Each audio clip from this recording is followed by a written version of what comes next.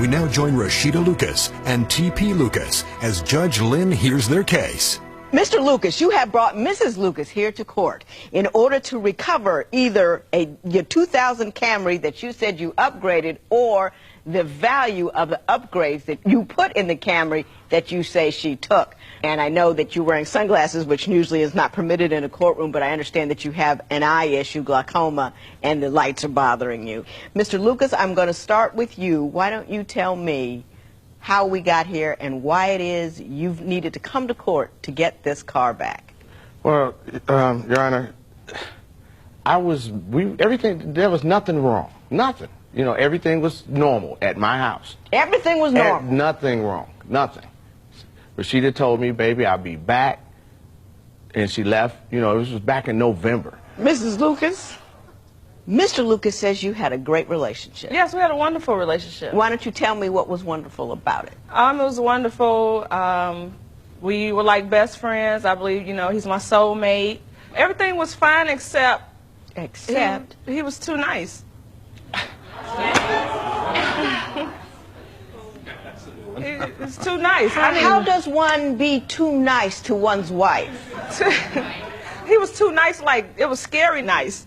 You know, it was like, you know the people that's it was like stalkerish nice, like you too nice, it's too good. Give me an to example, because I cannot conceive of the world that you have structured for me here. Right, I mean, you know, too nice, like, he would say, I love you, and it was like, I was like, okay, I was waiting for the punch, when you gonna kick me? It's scary.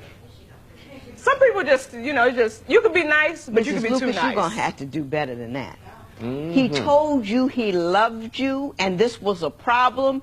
You put up your hands like, when is the punch going to come? You've been married for 5 years. Has he punched you yet? No.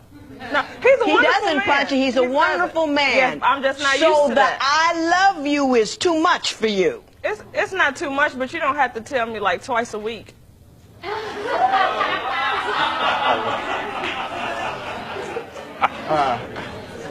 Can't figure that. So if I found you a brother that would run around on you, call your names, and smack you upside the head, you'd be in heaven.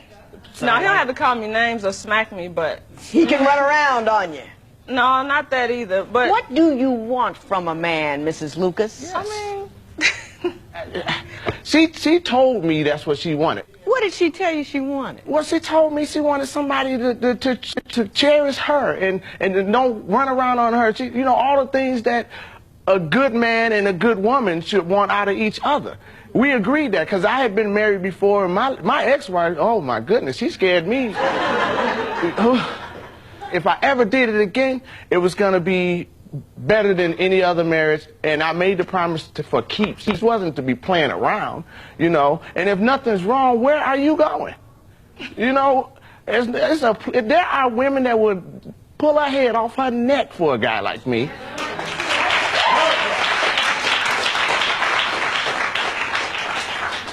I'm going to ask you one more time. He made me gain weight. Okay, how did he make you gain weight?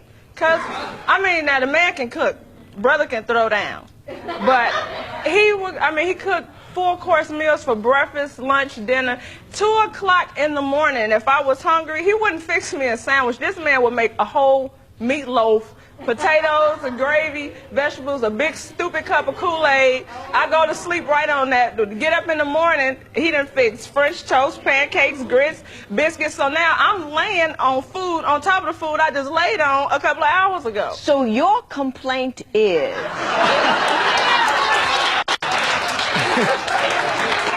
that this man cooked too often and too well, and he made me gain weight. Mrs. Lucas, have you lost your mind? No.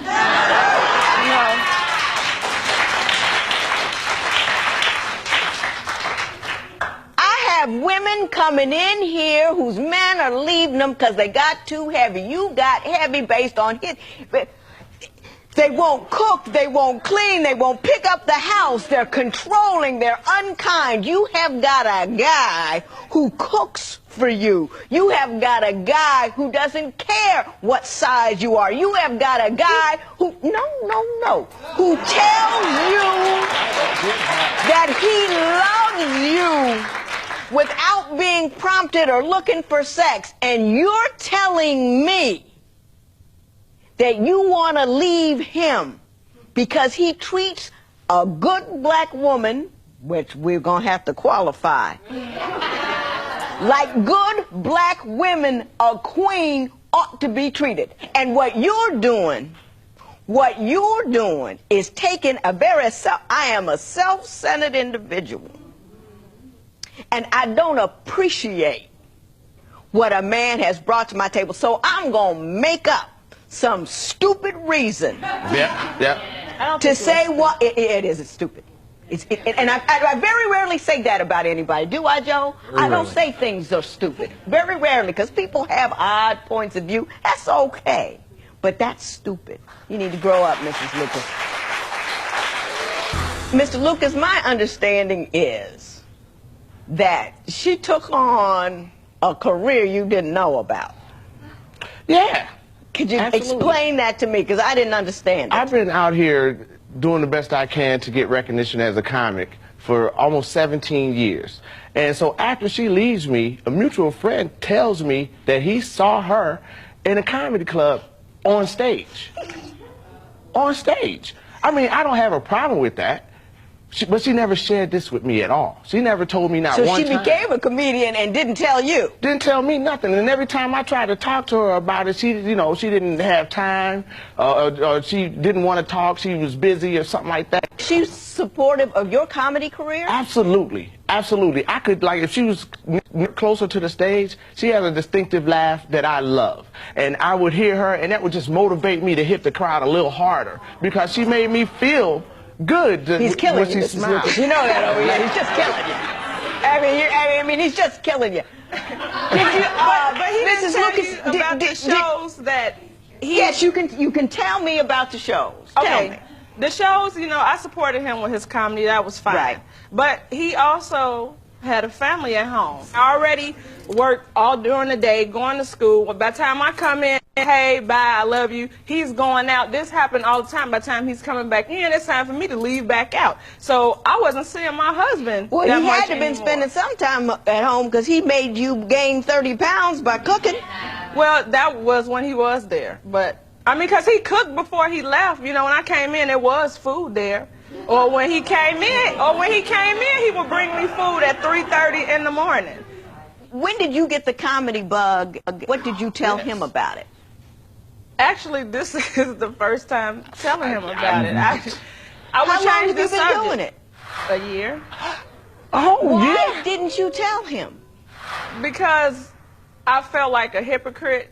How, I talked about how he would be out supporting his colleagues. And now I see... You understand his point of view. I understand, but the difference is he had a wife at home. He didn't have to go to all those unnecessary shows all the time. I can go. I'm not at home with him anymore, so I go to different shows. So you're complaining that he spent too much time comedy because he had a wife at home. Mm-hmm. But you can go out and be away and not acknowledge that you had a husband and a child at home. Right, but now I have, I'm a teenage mother. I make my own babysitter, so now my daughter watches my other kids while I have shows, so she's watching them right now. So everybody in your airspace ought to do for you, and you need to do for no one. Is that what you're telling me? No.